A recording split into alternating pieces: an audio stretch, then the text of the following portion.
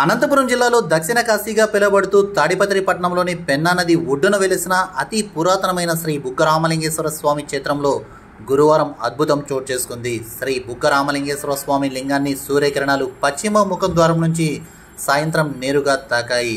ఈ అద్భుత దృశ్యాలను తిలకించేందుకు తాడిపత్రి పట్టణవాసులు శ్రీ బుగ్గ రామలింగేశ్వర స్వామికి చేరుకొని తిలకిస్తున్నారు. ఈ సందర్భంగా ఆలయ అర్చకులు శంకరాచార్యులు మాట్లాడుతూ చైత్రమాసం భాద్రపద మాసం తిథియ తదియలలో ఈ సూర్యకిరణాలు నేరుగా శ్రీ బుగ్గ రామలింగేశ్వర స్వామి వారి లింగాన్ని తాకుతాయని పేర్కొన్నారు.